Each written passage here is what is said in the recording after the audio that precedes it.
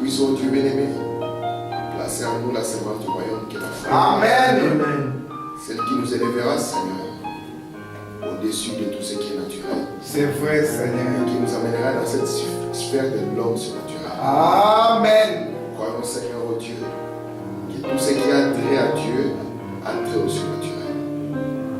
Et tu nous as placés ici, Père, pour être les représentants de ce royaume. Ainsi, Père, emmène ta parole pour nous, oh Dieu. Donne-nous assez de vitamines spirituelles, Seigneur. Amen. Pour que nous puissions dompter la bête. Yes, sir. Qu'il en soit ainsi, Seigneur. Amen. Vois les paroles qui vont sortir. Yes, sir.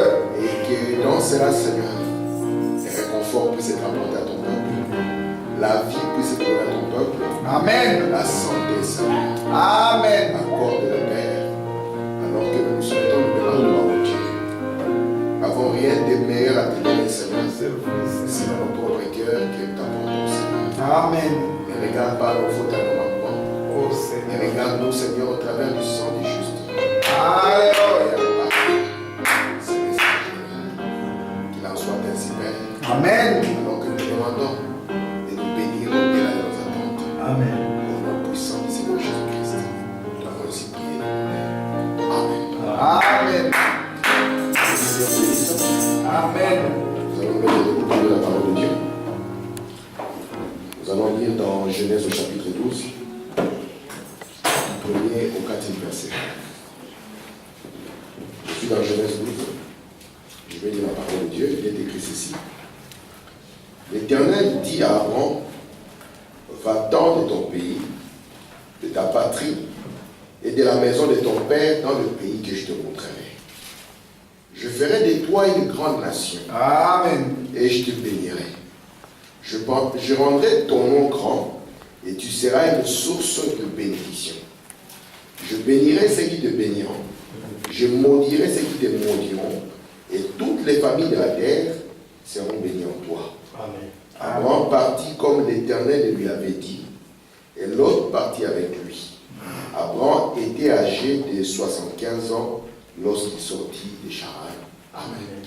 Que Dieu ajoute bénédiction avec sa parole. Vous pouvez vous asseoir. Amen. Je vous salue encore une fois au nom du Seigneur. Amen. Et nous allons continuer un peu sur ce que nous sommes en train de dire. Nous sommes juste en train d'essayer d'insister sur le fait que Dieu nous appelle dans le monde du mystère. Amen. La vie d'un chrétien doit être une vie mystérieuse. C'est vrai. On ne peut pas faire autrement. Ça c'est dit. Nous devons vivre dans le monde du mystère. C'est là notre place. Je vais commencer à introduire ceci par une citation. Le frère Branham, dans le message Soyez certains de Dieu. Écoutez ce qu'il dit ici. Il dit ici, c'est au paragraphe 17, nous en sommes arrivés à croire, parce que nous nous reposons sur ce que nos ancêtres ont fait, ou sur les grands fondateurs de notre Église, sur ces gros sacrifices qu'ils ont fait pour Dieu. Madame dit, tout cela est très bien et grandement apprécié. Mais nous ne pouvons pas tirer notre salut de ce qu'eux ont fait. Le salut est une affaire individuelle entre chaque personne et Dieu. Ce n'est ni avec notre nation, ni avec notre Église, mais c'est tout seul devant Dieu que nous devons répondre, non pas du voisin, mais de nous-mêmes. Amen. Amen. Écoutez bien, frère Branham. Il dit ici, il dit, ces dernières semaines, j'ai vérifié certaines de ces choses. J'ai constaté que les hommes même, que je considérais comme le noyau, ces hommes-là mettent néanmoins l'accent sur les choses temporelles, déclarant à tous les vents, Dieu m'a donné les plus grands ceci, et cela, Dieu donne. Madame dit, vous êtes en train de bluffer. La présence des grands biens matériels ne reflète pas toujours la volonté de Dieu. Amen. Dieu fait pleuvoir sur les justes et sur les injustes.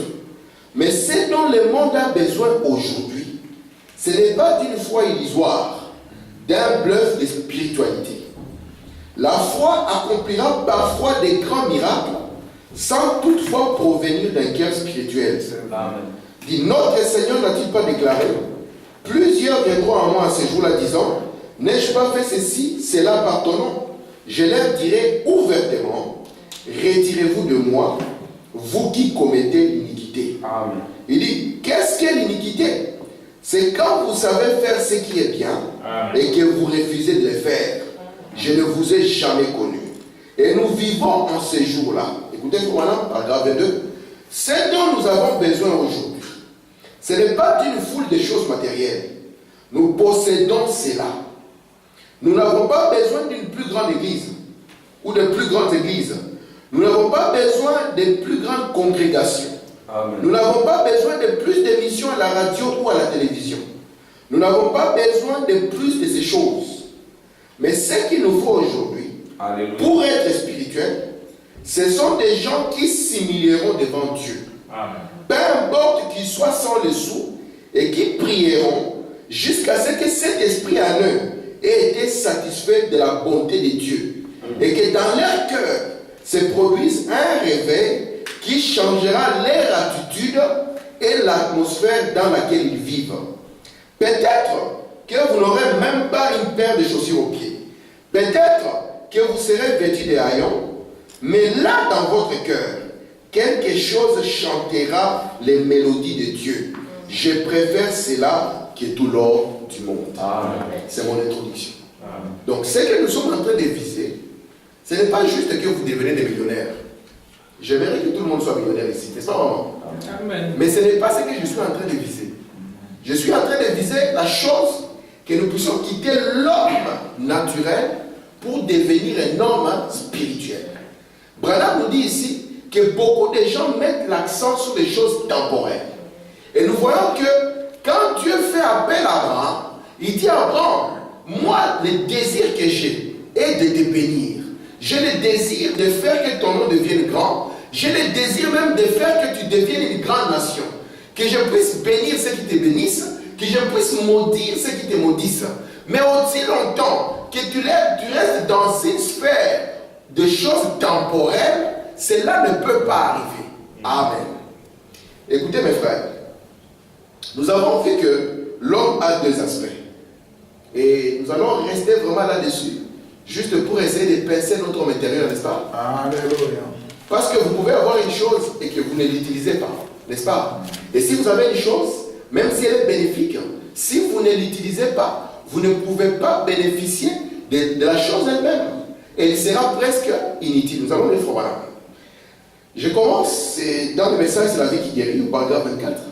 William Branham nous dit à la moitié du paragraphe, il dit, et maintenant, l'homme a deux aspects. D'un côté, il est esprit, de l'autre, il est physique. D'un côté, il est céleste, un fils de Dieu. De l'autre, c'est une créature qui a une destination. Il doit retourner à la poussière à cause de la chute. Et Jésus est revenu pour acheter cet homme. Dans Regarder l'invisible, il dit, et mon sujet ce soir, c'est regarder à l'invisible. Il nous a dit que nous avons un homme extérieur et un homme intérieur. L'homme extérieur regarde par les yeux et l'homme intérieur marche par la foi. Amen. Ainsi, nous sommes absolument conduits par l'une de ces deux personnes. Souvenez-vous, Jésus-Christ, quand il était sur la terre, il savait que le naturel n'est pas le réel. Parce que nous sommes confrontés à une génération, si une chose n'est pas naturelle, ils considèrent que la chose n'est pas accomplie. Alors c'est difficile par rapport à cette génération de les amener dans les sphères de Dieu. Lorsque vous allez leur parler de l'Éden, vous allez leur parler de l'arbre de la vie, ils veulent voir un arbre avec des fruits naturels pour pouvoir le comprendre. Et Dieu ne peut rien faire avec des gens aussi longtemps qu'ils ont une telle attitude. Que ce soit dans n'importe quel domaine, Dieu ne peut pas les élever plus haut. Parce que la réalité de Dieu fait que ce qui est naturel, c'est le niveau le plus bas. On va lire c'est le niveau le plus bas. Et Jésus, quand il est venu dans la chair, maman, Jésus ne s'est jamais confié à ses cinq sens. Que ce soit ses cinq sens de la chair, ni ses cinq sens de l'esprit. C'est pour ça que Branham nous dit qu'il n'y a qu'une seule chair qui pouvait se glorifier devant Dieu. Mais Jésus dit lui-même que la chair, le Fils de l'homme dans la chair, il est incapable de faire quoi que ce soit. Mais Branham nous dit que le baptême que Jésus avait reçu, c'était le baptême du Saint-Esprit.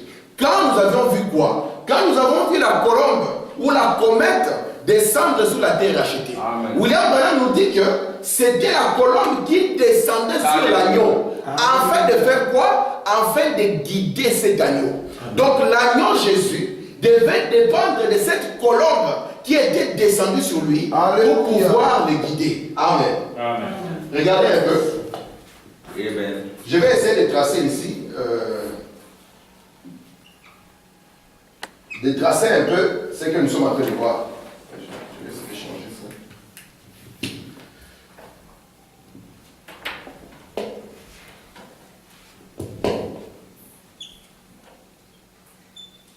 Nous avons vu avec vous que l'homme est un être à trois parties. Et nous avons vu que la première partie de l'homme, c'est sa chair ou son corps. La deuxième partie de l'homme, c'est son esprit. Et la troisième partie de l'homme, je ne suis pas encore arrivé là-bas. J'aimerais arriver là-bas avec les précisions de Frère Branham, pour que nous puissions vraiment comprendre pourquoi ceci est très important.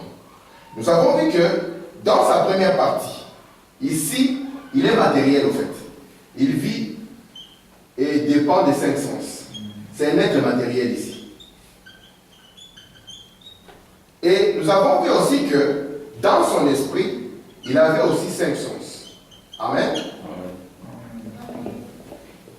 C'est ce que nous avons vu.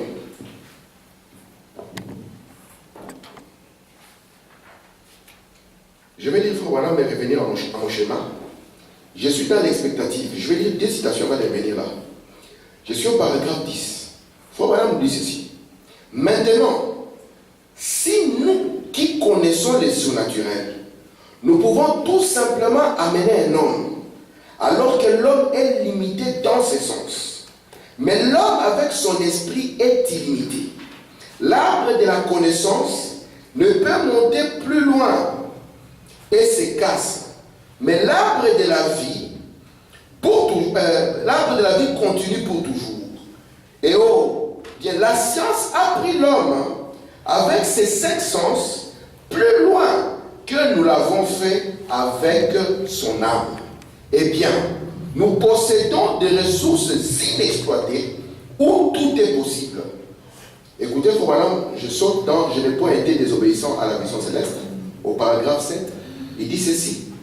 Je pensais juste comment la science, comment on considère l'homme naturel et comment ces derniers s'est plongé dans la recherche depuis la chute du monde naturel et ce qu'il a réalisé. Combien minime est le progrès réalisé par l'homme spirituel dans le royaume de Dieu. Vous comprenez? Amen. Écoutez. Alléluia. Je pensais que l'homme naturel est allé au-delà de ce que ses yeux voient. Il tire un atome du ciel, le divise en deux, et cela détruit la vie humaine. Si l'homme naturel, qui ne connaît rien de Dieu, et qui ne peut rien connaître de Dieu, à moins qu'il se convertisse, alors son âme devient vivante par le surnaturel. S'il peut faire cela dans le domaine naturel, qu'est devrait faire l'homme de Dieu? Oh là là, mes amis, l'Église est loin en arrière. Prions que mon Dieu élève son Église. L'homme naturel peut-il, en utilisant les ressources naturelles, obtenir des résultats plus grands que ceux des gens qui se disent chrétiens? Hâtons-nous vers l'invisible. Les bénédictions sont vôtres. Elles sont pour vous. Amen. Écoutez encore Frère Branham. Il dit, les docteurs en médecine, lorsque Dieu les a placés ici, ils font un bon travail. Mais les docteurs en médecine ne prétendent pas vous guérir, mon ami. Ils affirment assister à la nature par des opérations chirurgicales, des médicaments qui sont une assistance à la nature. Mais la nature doit accomplir la guérison et la nature c'est Dieu. Dieu est la nature. Mais maintenant, c'est pourquoi nous rendons hommage aux médecins pour ce qu'ils ont fait. Combien ils ont pénétré ces domaines et ont découvert des choses qui aident l'humanité. Amen. Voilà ce que je suis en train de poursuivre. Maman, Nous venons ici le mercredi. Nous sommes ici le vendredi. Nous sommes ici les dimanches fériés, n'est-ce pas? Mais lorsque nous venons ici jour après jour, il doit y avoir un but qui est poursuivi là derrière. Amen. Amen. Et remarquez un peu, frère Branham ici, c'est une grosse chicote contre nous. Il nous dit, regardez un peu, prenons seulement les 100 dernières années. Amen. Aujourd'hui, nous sommes en 2014. Faisons 2014 moins 100. Nous serons en 1914. Regardez ce que l'homme était en 1914 et ce que l'homme est aujourd'hui en 2014. Si on réveille l'homme de 1914 aujourd'hui, il est complètement perdu. Et Frère Branham me dit, cette réalisation de cet homme, il n'a utilisé que les sens naturels, les sens matériels. Et il a pu avancer, progresser, aller de l'avant. Et Frère Branham dit que lorsqu'on va regarder maintenant dans le domaine de l'homme spirituel, on trouve que lui, il s'est assis, c'est comme s'il est arrivé. Et Frère Branham dit, cela devait être une instruction pour nous. Amen. Il dit parce que, regardez, ceci, mes frères, on peut l'appeler aussi l'arbre de la connaissance du bien et du mal. Vous voyez? C'est un arbre qui est capable de produire le bien comme le mal. Frère Branham me dit, remarquez, quand il est monté ici, de par son être naturel, parce qu'ici nous avons l'homme naturel. L'homme naturel ne vit qu'il ne dépend que de ça. Vous êtes là? Amen. Ça c'est l'homme naturel. Maman, l'homme naturel est monté sur cet arbre. Frère Branham dit qu'il a mordu du fruit de l'arbre et il nous a sorti un truc qu'on appelle l'automobile. Ce n'est pas quelque chose de bien. Mais combien de gens sont tués par l'automobile? Il nous a produit des médicaments, n'est-ce pas? Des médicaments qui guérissent d'un côté et qui détruisent de l'autre. N'est-ce pas, ma soeur? Nous le savons. Mais remarquez quand même, avec le peu qu'il avait, il n'a pas voulu se contenter de son état. Il a dit, mais je dois améliorer ma condition. Et Frère Branham dit, je suis heureux de ces médecins qui ont fait des recherches. Et cela a été bénéfique à l'humanité. Amen. Donc ce qu'ils ont produit a été bénéfique même pour leurs frères. Ça n'a pas été une théorie abstraite qui est restée dans un laboratoire. Ils ont dit, regardez telle chose qui embête les gens. Qu'est-ce que nous pouvons faire?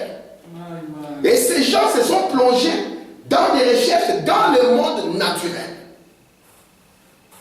Et pourtant nous savons, mes frères, que si un homme peut réaliser des choses avec le peu de capacités qu'il a, qu'en serait-il de l'homme qui a reçu plus?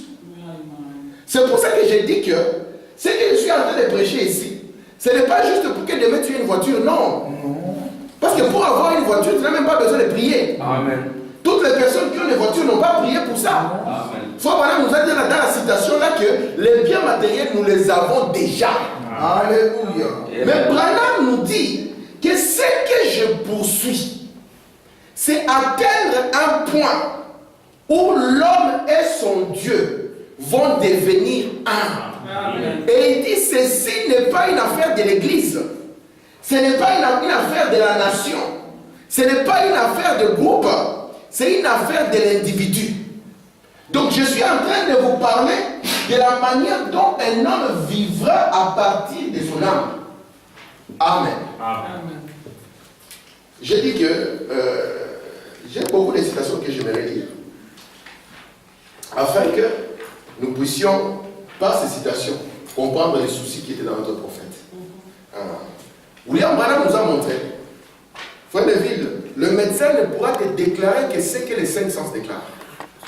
Ne pense pas qu'un jour tu vas entrer dans un cabinet d'un docteur ici, et que le docteur va te dire, mon frère, Hébreux 11:3 dit, je suis l'Éternel qui te guérit de toutes tes maladies. Non.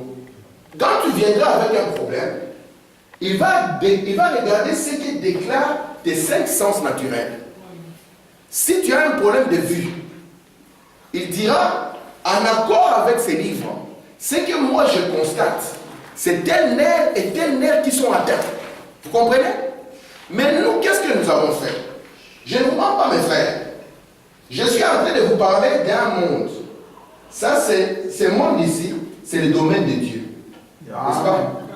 Parce que la foi est du domaine de Dieu. Et si vous regardez chez Dieu, il n'y a pas de demain et il n'y a pas d'aujourd'hui. Alors, je vais vous amener dans une attitude. Peu importe le problème que nous avons. Parce que c'est dans le temps. Ici, c'est l'éternité. Vous êtes là? Ici, c'est l'éternité. Alors qu'ici, nous sommes dans les temps. N'est-ce pas? Amen. Vous voyez un peu ça? Vraiment? Ici, c'est l'éternité. Parce que la foi est du domaine de l'éternité. La foi ne te dira pas que c'est demain que tu seras bien. La foi ne te dira jamais que c'est demain que tu seras guéri. C'est pour ça que la foi ne te dira pas que nous nous reposons simplement sur ce que les pères apostoliques ont fait. Non, messieurs. Parce que la foi est quelque chose du temps présent. Amen. Amen. Comment alors, et nous croyons qu'aujourd'hui l'éternité et le temps, ils font marche ensemble. N'est-ce pas? Amen. Mais maintenant, ce que vous obtenez dans ce domaine ici, peu importe ce qui arrivera. Parce que William Branham nous a dit que quand Dieu a commencé à créer sur base de rien, il dit lorsqu'il prononçait la parole, nous ne croyons pas que la chose arrivait instantanément. N'est-ce pas? Mais pour Dieu, la chose était déjà réglée. Yes. Amen. Alors, c'est deux mondes différents. Nous vivons, William Branham dit, il dit que c'est triste de constater que aujourd'hui, la raison a remplacé la foi. Vous savez dire ça? Il faut même dire que c'est triste de constater que la raison a remplacé la foi. Amen. Amen. Et la raison remplace la foi quand? La raison remplace la foi quand vous ne faites pas la distinction entre ce qui est temporel et ce qui est éternel. Dieu a voulu que nous puissions marcher par ces domaines. Parce que ici, je vais parler de Jéhovah Jireh après. Dieu a toujours voulu. C'est pour ça qu'un jour, je vous prêchais ici, j'ai dit, regardez la condition de la foi. Frère Armand, il a besoin de 500 francs, 500 euros. Et il vient me demander 500 euros. Mais ce que Dieu demande, c'est qu'il puisse déjà avoir l'attitude de quelqu'un qui a 500 euros. Amen. Ça, c'est pas normal. Hein, papa? Tu as besoin de l'argent. Tu as vraiment besoin de ça. Et vous savez que parfois, il y a un besoin qui arrive et qui vous met sous pression. N'est-ce pas? Ça vous met vraiment sous pression. Ça vous enlève presque la joie, ça vous presse. Mais Dieu sait qu'il attend comme attitude, c'est que tu puisses te comporter comme si tu l'as déjà. Amen. Parce que votre père Abraham a vu Isaac quand personne n'avait jamais vu Isaac. C'est pour ça que personne ne pouvait lui arracher Isaac. Parce que nous ne prêchons pas la foi espérance. Je suis en train de prêcher la foi substance. Amen. Tu comprends, maman? Ok. Lisons encore Frère Branham. Frère Branham dit ceci. Je suis dans les eaux de séparation. Au paragraphe 27. Il dit, il n'y a pas longtemps, tout ce qu'on avait appris à l'école, en astronomie, sur les systèmes solaires, j'ai dû m'en débarrasser entièrement. Frère Branham avait été à l'école. Et on lui a appris des choses. Et puis après, Branham a été obligé d'oublier ça. Écoutez, la science s'élève et déclare une chose, qu'une chose est parfaitement et scientifiquement prouvée. Il dit, quelques années plus tard, on prouve scientifiquement que c'était faux. C'est-à-dire, quand j'étais enfant, on nous conseillait de manger les œufs chaque jour. C'était bon pour la santé, quand j'étais enfant. Aujourd'hui, on va vous dire, non, ce n'est pas bon de manger les œufs chaque jour. Je mens? Mais c'est la science qui avait prouvé, en disant que scientifiquement, c'est bon de manger les œufs chaque jour. La même science reviendra et dira, non, ça, c'est faux. Écoutez, Frère Branham dit ceci. Il dit, mais la nuit, en est qu'avec la science, on progresse. Pourquoi ils ont dit que c'est faux? C'est parce qu'ils ont remis la chose en question. Et ils ont dit, regardons un peu ce que nous avons, ce que ça produit. D'accord? Et ils ont dit non, non, non, là on s'est trompé. C'est pour ça que je crois. Vous savez, un scientifique, s'il vient ici et déclare, j'ai trouvé comment on guérit les sida, il n'y a aucun scientifique qui se répète qui va créer une fausse doctrine. Personne ne va créer une fausse doctrine. Tous vont venir. Ils vont dire, peut-être que nous avons ignoré quelque chose. Asseyons-nous ensemble, toi mon frère qui a découvert, passe devant et montre-nous ce que toi, tu as découvert. C'est ce qui a fait que la science est là où elle est aujourd'hui. C'est vrai. William Branham dit, il y a 150 ans, un grand scientifique français avait dit que si une voiture atteint 49 km à l'heure, c'est 48,2. Il dit la voiture va s'envoler comme un avion. C'était un grand scientifique il y a 150 ans. William Branham dit aujourd'hui dans le domaine automobile, on ne fait plus même mention de lui. On comprend qu'il a vécu dans un autre âge. Mes frères, nous ne sommes pas dans l'âge pentecôtiste. Nous sommes dans l'âge du surnaturel. C'est le guerre de nouveau. Amen. Amen. Écoutez, frère Branham. Il dit, on progresse dans la science. Et nous, les prédicateurs, nous restons stationnaires. Fais attention avec lui. Fais attention avec ça. C'est tout ce qu'il y a, non? Écoutez. Ça, il dit ça, c'est ça. Et ont progressé jusqu'au point où ils peuvent fusionner un atome. Mais nous citons la guérison divine ou quelque chose en disant, nous verrons ce que Moody a dit à ce sujet, nous verrons ce que docteur Intel a dit à ce sujet. Il dit, c'était un ordre dans leur âge. Nous sommes en train de progresser. La science ne peut monter que jusque-là, puis elle va tomber. Écoutez. Mais nous avons des promesses insondables de Dieu. Alléluia. Des ressources inexploitées là-bas. Amen. Il dit, mais le problème en est qu'ils sont obligés de regarder en arrière pour voir sur leur école de pensée à enseigner cela. Vous voyez le problème que nous avons, mes frères. Ici, maintenant, nous pouvons le prendre de manière individuelle, mes frères. Parce que je crois que nous devons progresser dans le Seigneur. Amen. Aller d'une étape à une autre. Amen. William Branham parle de la puissance de transformation. Il dit le papillon que vous voyez, à la base, il n'est pas un papillon. C'est comme il n'était pas capable de quitter la terre, vous voyez. C'était comme une larve qui était sur la terre. Et puis quelque chose se passe dans cette larve. Vous voyez, après un moment, c'est comme s'il devient immobile. Mais vous ne savez pas que quelque chose se passe à l'intérieur. Et vous allez voir que l'aspect externe se brise. Et une autre espèce sort de cette espèce qui était par terre et qui commence maintenant à s'envoler dans les airs. Amen. Abraham était un homme juste comme vous et moi. Mais à la fin, son nom était attaché au nom de Dieu. Amen. Pourquoi? Parce qu'il était capable de passer par une séparation. La science continuera toujours à progresser. Pourquoi? Parce qu'ils savent que hier est hier et aujourd'hui est un autre jour. Nous vivons les jours glorieux, mes frères. C'est l'ouverture du 7e jour. Alléluia. Amen. Amen. Vous savez, le 7e jour ramène Jésus où? Amen. Il ramène sur la terre. Et vous devenez la terre qui portait quoi? Le plus grand trésor jamais porté. Amen. Amen. Amen. Écoutez, frère Branham. Je suis dans questions et réponses sur les Hébreux. Au paragraphe 824, et puis je vais sauter, 825 et 26. William Branham nous dit, quand Dieu créa l'homme à son image, il le créa une théophanie. Il l'a simplement placé dans la chair. Amen. 825. Ensuite, Dieu fit descendre l'homme un peu plus bas. Écoutez ça. Il le fit descendre un peu plus bas et le plaça dans la vie animale. C'est ce qu'est ce corps, juste comme celui des animaux, de sorte qu'il puisse cultiver les sols, qu'il puisse toucher. Cette théophanie n'a pas le toucher. Elle n'a pas la vue, elle n'a pas le goût, elle n'a pas l'odorat, elle n'a pas l'ouïe. Ah, papa, la théophanie n'a pas le goût.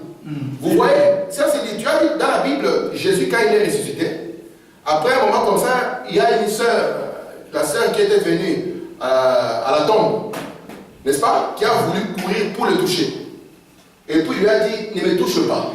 Alléluia. Frère Branham me dit, il était encore dans la théophanie. Amen. Juste. Et la théophanie n'a pas le toucher. Il n'a pas le goût. Il n'a pas l'odorat. Mais frère Branham dit, c'est un vrai homme. N'est-ce pas, maman? C'est un vrai homme. Écoutez. Je suis... il dit, Dieu plaça donc l'homme pour qu'il touche et ait la sensation. Paragraphe 826. Et pendant qu'il marchait dans les jardins d'Éden, étant d'abord une théophanie, donc Adam a marché en Éden étant une théophanie, écoutez, de la même manière que le Saint-Esprit qui est ici maintenant se déplace ici, écoutez, il dirigeait la vie animale. Amen. Il avait le contrôle de tout. Mais il ne pouvait pas cultiver le sol. Écoutez, vous voyez, Dieu le plaça donc dans la chair afin qu'il cultive le sol, lui donna les 5 sens pour cultiver le sol, arranger les plantations et les autres choses. Amen. Ainsi de suite. Amen. Amen. Je crois que la théophanie aujourd'hui peut encore diriger l'animal. Amen. Je le crois de tout mon cœur. Très bien. Amen. Parce que cela s'est passé en Éden. Et nous sommes en Éden de nouveau. Amen. Écoutez. Alléluia. Je suis dans la foi, c'est le 6e sens. Je n'ai pas encore commencé notre lecture, maman. Frère Samuel, je vais lire.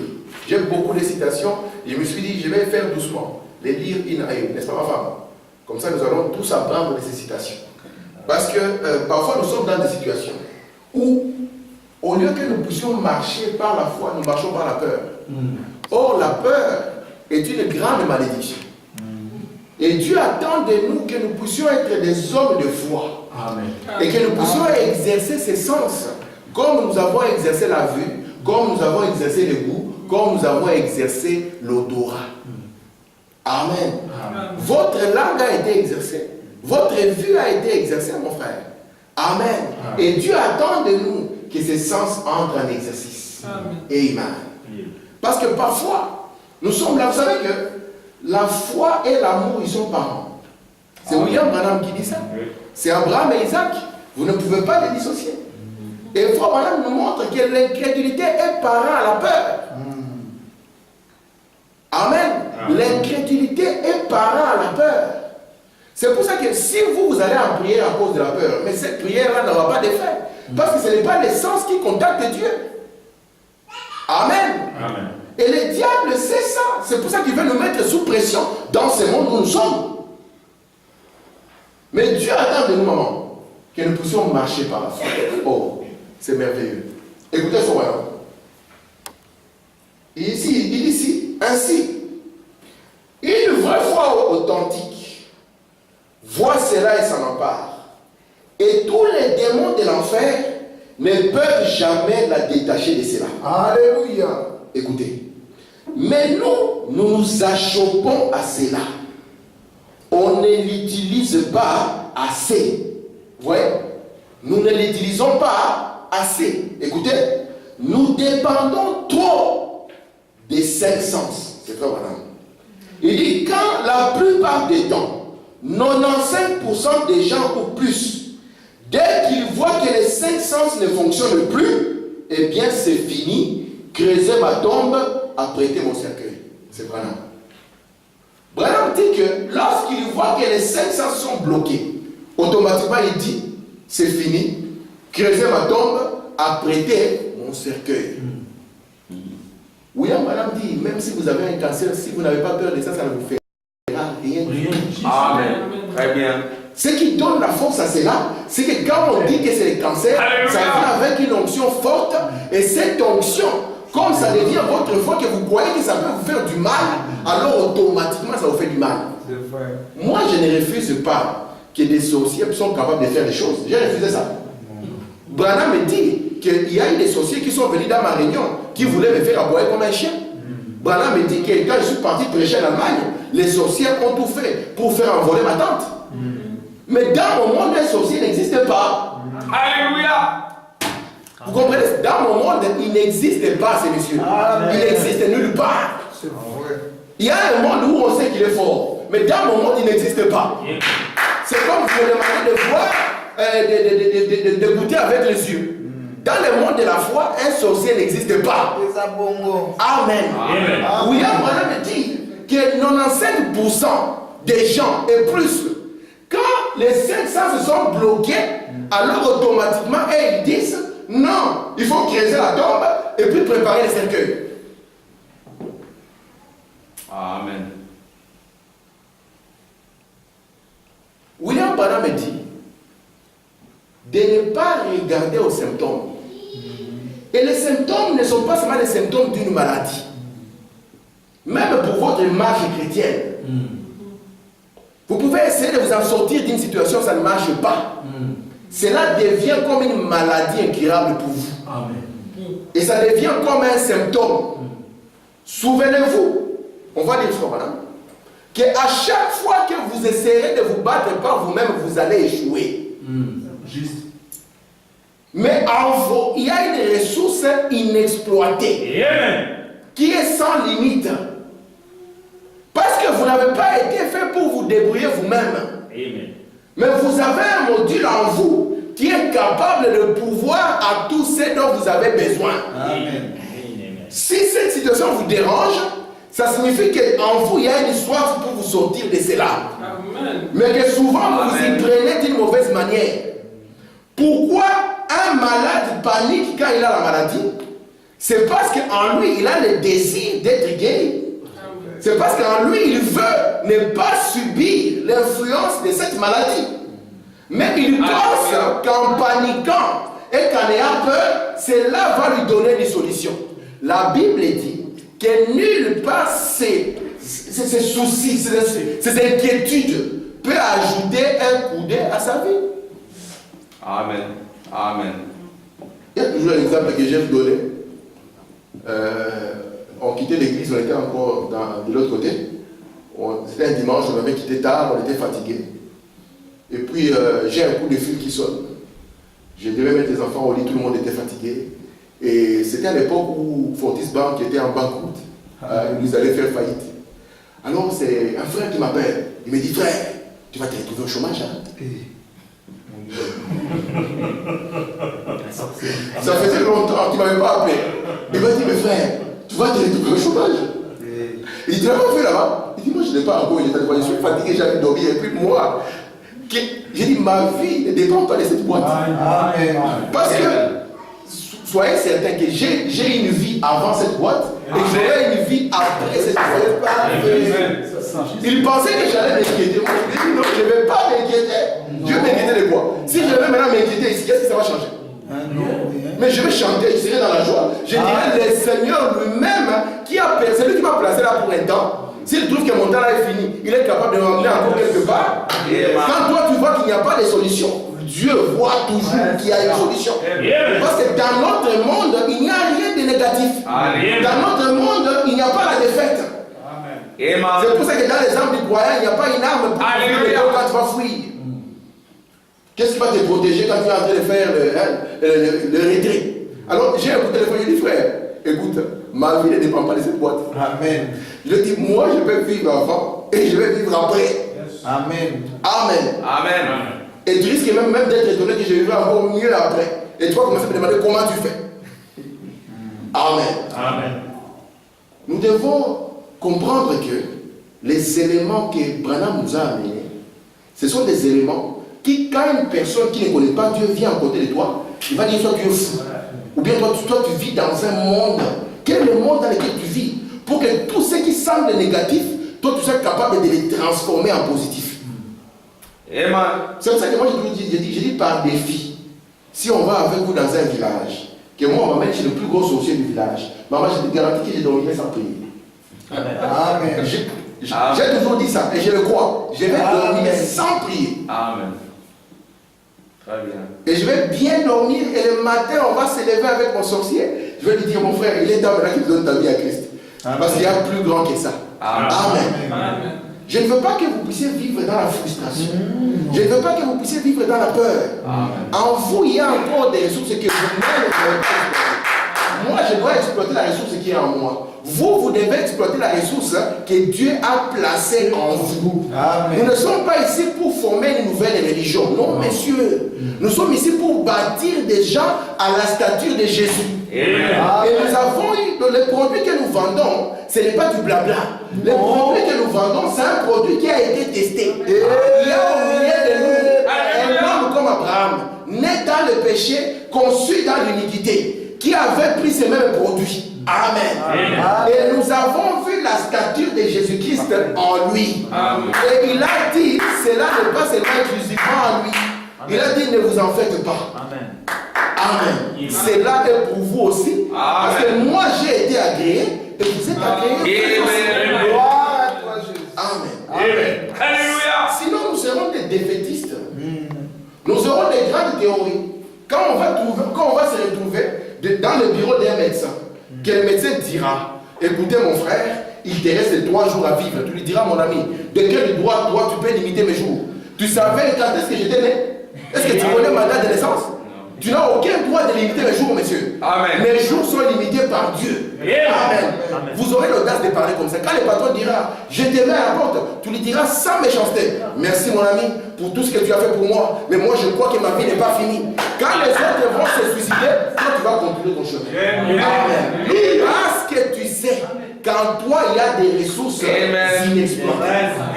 Vous pensez que Dieu nous a envoyés ici à cause de la famille? Non. Attendez pour l'avance de Jérusalem à Gaza. Et nous allons comprendre pourquoi Dieu nous a envoyés ici. Alléluia. Dieu ne nous a pas envoyés ici parce que c'est la famille. Non, messieurs. Nous risquons de manquer le but pour lequel nous sommes ici. Amen. Dieu nous a envoyés ici parce que Branham l'avait prophétisé. Amen. Yes, sir. Amen. Et c'est pour ça qu'il nous a associés à Sœur Cindy, pour qu'il nous accompagne dans ce travail. Amen. N'est-ce pas, Sœur Cindy? Amen. Parce que c'est le plan de Dieu. Nous sommes le bouquet de Dieu. Amen. Et nous devons parfois nous révolter des situations. Hein? Ouais. Amen. Quand je prêche comme ça, c'est bien. C'est pour que quand le mari veut parler parfois comme moi, je vais manquer des fois, ma femme me dit, n'oublie pas la prédication. Et ça me réveille. Oui, il ne faut pas que j'oublie la prédication. C'est Branham qui a dit. Je m'accroche. Vous comprenez? C'est comme ça que nous marchons. Et vous allez vous étonner de ce que la foi va produire dans votre vie. Yes, sir. Avant d'entrer dans ces messages, il y avait parfois peut-être que vous aimiez la musique du monde. Peut-être que c'était ça votre bataille. Mais après quelque chose, une substance à l'intérieur de vous a élevé au-dessus de ça. Amen. Et la même foi, la même substance qui vous a élevé de ça, elle est capable de vous élever devant n'importe quelle situation. Alléluia. J'aime ce message, pourquoi? Parce qu'il amène l'homme lui-même devant ses responsabilités. Je n'ai pas dit ici que pour que tu sois élevé, il faut que tu me donnes 100 euros. On n'a pas besoin de ça, monsieur. C'est l'escroquerie. Ici, nous disons que dans l'homme, il y a des capacités inexploitées. J'ai encore 5 bonnes minutes. Permettez que je dise, n'est-ce pas? Amen. Donc moi je vais vous secouer, n'est-ce pas? On va se secouer ensemble. Yes. Quand frère Tim veut faire une déclaration, des fois il va pardonner, ne parle pas comme ça. Ça c'est l'homme naturel qui veut parler. Laissez que ce soit Dieu qui parle, n'est-ce pas? Amen. Et quand Dieu parle, il est fidèle à la parole. Amen. Ça n'a pas de limite, n'est-ce pas? Amen. Écoutez. Amen. Écoutez, frère Branham, c'est une très bonne citation. C'est toujours dans la voie, c'est le 6e sens, au paragraphe 113. Écoutez comment ça fonctionne. Il dit, vous vous souvenez du sujet du dimanche passé, la porte de l'âme. Vous vous souvenez? Ainsi, il y a un sein pour ce qui est physique. Donc, il y a une matrice. Pour ce qui est physique, il y a un sein pour l'esprit. Il y a un sein spirituel, un sein physique. Il dit l'intelligence est le sein de l'esprit. Amen. C'est pour ça que nous vous donnons l'intelligence qui est de la sagesse. Maintenant, souvenez-vous de ce que je vous ai dit dimanche passé. Je l'ai dessiné. Il y a 5 sens qui font entrer la sémence de l'extérieur. La vue, le goût, le toucher, l'odorat. 5 à l'intérieur, la conscience, et maintenant et tout ça. Maintenant, du côté de la vie, il n'y en a qu'un. C'est ainsi que, sur base de votre libre arbitre, vous pouvez accepter, faire entrer la chose ou faire sortir. Écoutez. Premièrement, il y a un rapport spirituel. Lorsque Ève crie les mensonges de Satan, les laissant entrer dans les seins de son esprit. Cela pollua son âme, plaça la mort dans l'âme. Vous comprenez comment? Et ensuite, l'acte naturel se produisit. C'est la seule manière dont une femme puisse commettre adultère envers son mari. C'est premièrement laisser un homme la convaincre, ensuite recevoir un homme qui n'est pas son mari. Écoutez ça. Alors elle commet adultère. Lorsque l'épouse de Jésus-Christ laisse les dogmes et les credos humains prendre la place de la parole de Dieu, elle commet adultère. Écoutez, pourquoi? Il a laissé entrer dans son esprit le sang. C'est là même les choses en marche. Satan est tenté. Vous comprenez? Donc, maman, quand le frère m'a dit, hey, écoute, mais toi tu es fini, tu es au chômage. C'était une boîte postale qu'il m'a amené comme un facteur. Mais remplie de serpents obsolètes. C'est ça qu'il a fait. Le pauvre ne le savait pas. Il m'a amené tout bonnement par l'homme naturel. L'homme naturel, les cadeaux qu'il vous donne sont empoisonnés. Soyez certains de ça. Maintenant, sachez que vous allez vous retrouver dans la même situation qu'à l'Éden. Que ça va d'abord se passer dans les domaines spirituels. Ça doit être conçu dans les seins de votre esprit. Il m'a dit, mais tu es fini. Donc là, c'est qu'il fallait d'abord que je regarde. Oh, Timé, mon Dieu, qu'est-ce qu'il va devenir, Seigneur?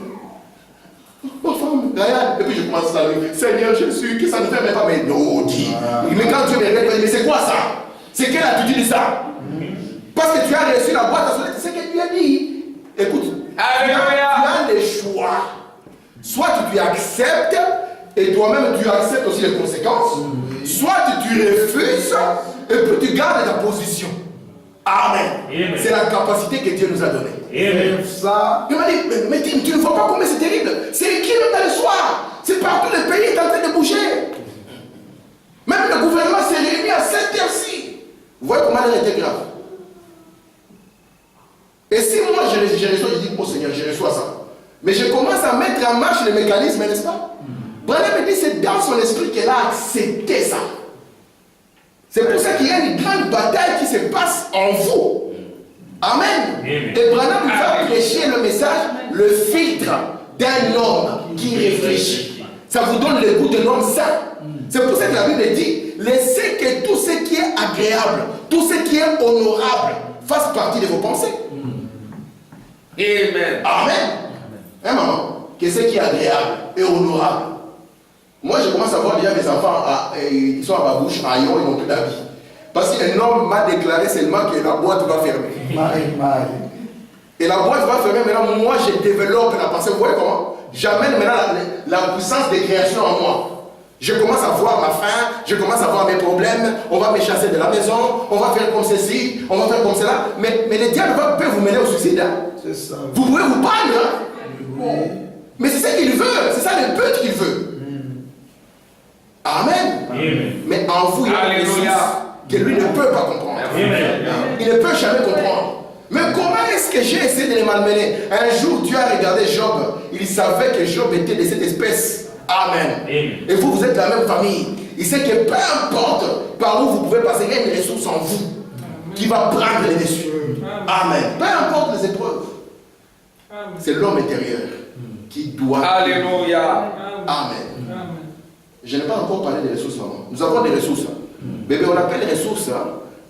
Si vous prenez les dictionnaires, lisez. On vous dira c'est quelque chose qui est là pour vous aider à résoudre un besoin. C'est ça la ressource. Parce que quand vous allez venir, par exemple, vous voulez venir en Europe, on va vous demander pour le visa, est-ce que vous avez des ressources suffisantes? Ça signifie que quand il y aura des besoins, est-ce qu'il y aura quelque chose vers lequel vous allez recourir pour pouvoir résoudre ces besoins? Amen. Mais l'homme naturel va regarder avec ses yeux. Il va voir, mais attends, mais moi c'est par là que je devais gagner ma vie. Et souvent quand les hommes prient, eux-mêmes ils ont déjà décidé de où la solution viendra. C'est juste. Maman, tu pries. Seigneur, donne-moi 50 €. L'exemple que j'aime toujours donner. Et Dieu a décidé que, comme nous sommes 50, chaque personne doit donner 1 €. Ça, c'est la décision de Dieu pour répondre à notre prière. Moi, je viens avec un héros. Tu critiques Dieu. Seigneur, j'ai demandé 50, regarde, j'ai un. Et les 1 euro là, tu le bouffes. 3 jours plus tard, frère, ça me donne encore un euro. Tu vas bouffer les 50 euros, tu ne te rendras même pas compte que Dieu a résolu tes problèmes. Pourquoi? Parce que Dieu n'aime pas les gens plaintifs. Les gens crachent. Mais ils aiment les gens qui ont une attitude de l'éternité. Amen. Et l'attitude de l'éternité, c'est que je suis bien. Faut madame dit, nous prêchons ceci pour que vos âmes soient comment? Soient avec toi. Et que votre esprit soit en paix. Que votre esprit soit en paix. Amen. Amen. Rien ne peut vous bouger, les amis. Amen. En vous, il y a des ressources inexploitées. Ça, c'est dit, beaucoup de ressources inexploitées. Peut-être que toi, tu vas te voir, mais moi, je ne suis rien. Pourquoi est-ce qu'aucun prophète n'est accepté dans sa patrie? Vous savez pourquoi? Parce qu'on l'a vu grandir. On l'a vu là-bas, c'est quelqu'un de rien. C'est vous qui pensez que Jésus était spécial. Qu'on vous mette à côté de lui. Si vous n'êtes pas une sémence prédestinée, vous allez le lapider. C'est vous qui pensez, parce que vous avez vu, on vous a parlé de Jésus. Même Branham, si on vous met à côté de Branham, vous allez voir que c'est un pasteur normal qui fait des erreurs. Il va vous donner un conseil, vous allez dire, ça c'est quel conseil ça? Mais par après, quand on amène l'histoire, ça devient plus grand, ça devient plus beau. C'est pour ça qu'un vrai prophète ne peut pas être reconnu chez lui. Quand Branham a dit à Davis, vous voyez Davis, vous voyez que Branham c'était un grand monsieur. Davis lui a dit, mais monsieur, toi tu n'as même pas étudié. Et tu viens de déclarer ce que tu vas aller prêcher chez les rois. Mais avec ton anglais là châtié, tu ne connais même pas la grammaire. Qui va t'écouter? Il a dit comme un petit personnage. Amen. Quand Branham est arrivé à Tucson, qui lui a donné la chaîne? Personne, parce que c'était spécial. Parce qu'on a considéré que c'est un monsieur qui est aux abois. Regardez les hommes qui rejettent la parole, comment ils finissent. Aux abois. Et les pentecôtistes, jusqu'à aujourd'hui, disent, vous voyez, il avait quitté la volonté de Dieu, c'est pour ça qu'il est mort par accident. Ils ont oublié que Jean a été décapité par la volonté d'une femme. Amen. Vous comprenez? Alléluia. En vous, il y a des ressources inexploitées. Nous allons les exploiter doucement. Hein, pour que nous tous, quand moi je vais raconter des histoires, on me dit, frère, non, ce n'est pas le message ça. Amen. Et que je prenne le domaine de la foi. Et que nous marchons par la foi. Alléluia. Amen. Parce que notre doctrine, c'est la foi déjà. Amen. J'ai vu des frères qui disent, mais oui, qu'est-ce qu'ils sont en train de raconter? Frère, on me dit ici, spirituellement nous sommes enlevés, spirituellement nous sommes dans le millénium, mais physiquement, frère. Alléluia. Physiquement, frère. J'ai une citation que je vais dire ici. Amen. Mais physiquement, frère. Oh, qu'est-ce que toi tu attends? Physiquement quoi? Question. Ces messieurs ici, c'est le péché. Alléluia. Ces messieurs ici, Dieu ne lui fait pas des cadeaux. Lui, s'il doit manger, il doit payer. Parce qu'il est venu par la voie de la désobéissance. C'est vrai. Mais papa, Branham, quand il a traversé de l'autre côté, maman, est-ce que les gens, il a vu? Est-ce que ces gens-là, ils n'étaient pas physiques? Ils ne touchaient pas. Ils les touchaient. Est-ce qu'ils n'ont pas embrassé? Alléluia. Est-ce qu'ils n'ont pas dit notre précieux frère? Alléluia. Est-ce qu'ils n'ont pas parlé? Alléluia. Alors qu'est-ce que vous voulez? Amen. Merci. Mais pourquoi? Parce qu'on vit par l'essence des raisons. On aime tellement les naturels, on pense que c'est ça le réel. Le naturel n'est pas réel. Branham dit, souvenez-vous quand un saint est en train de mourir, qu'est-ce qui se passe? Alors que les yeux naturels se ferment, les yeux spirituels s'ouvrent. Je vois maman. Vous le voyez, il est où maman? Maman est là. Un jour, Meda, sa mère était morte. Meda pleurait. Branham a dit, Meda, ne pleure pas, ta maman est juste ici. Je vais dire les citations, il faut me dire, il y a un monde qui est ici, vous n'avez pas besoin d'aller loin pour les contacter. Il est ici, ce monde. Amen. Ça veut dire, il dit, ta maman est ici. Mais je ne peux pas lui parler, parce que si je lui parle, ça devient spirituel. Mais sa maman était là. Amen. Mais vous devez être conscient qu'il y a un monde qui est autour de vous. Amen. Un jour, Élisée, Géasi, sorte comme ça. Géasi est un homme naturel. Alléluia. Il voit l'armée de Syrie, il dit, nous sommes perdus. Mais Élisée dit, mais Seigneur, ouvre-lui les yeux quand même, ces messieurs. Il est longtemps avec moi, un serviteur de prophète. Et quand ils sont venus, il regarde. Il dit, et je pensais que j'étais seul. Alléluia. Frère, vous n'êtes pas seul. Non. Vous n'êtes pas seul. C'est tout. Vous pensez que vous avez un ange gardien. Mais tu es un ange gardien. Alléluia. Alléluia. Moi, j'ai un ange gardien. Amen. Dieu ne peut pas vous placer si que vous soyez seul, jamais. Lorsque vous chantez jamais tout seul, c'est vrai. Amen. Et quand vous je suis tout seul dans mes problèmes, tu n'es pas seul dans tes problèmes. Jamais. Parce que si tu étais seul dans ces problèmes allaient t'engloutir. Mais regarde les années, comment ces problèmes ne t'ont jamais englouti. Pourquoi? Parce que tu n'es pas seul. La manière de faire les choses, c'était toi. Tu dirais pour que mon enfant ne puisse pas avoir des problèmes, $1 million, n'est-ce pas? C'est ce qu'ils auront voulu. En tant que chrétien, tu nais comme ça, tu as un compte de $1 milliard. Comme ça, tout est pépère. Ce n'est pas la manière de Dieu. Dieu, il dit, je vais pourvoir au jour le jour. Et dans les âges de l'église, il a donné à chacun son pain quotidien. C'est la manière de Dieu. Amen. Mais il vous fera toujours monter au-dessus. Parce qu'en vous, il y a des ressources. Amen. Dieu vous bénisse. Amen.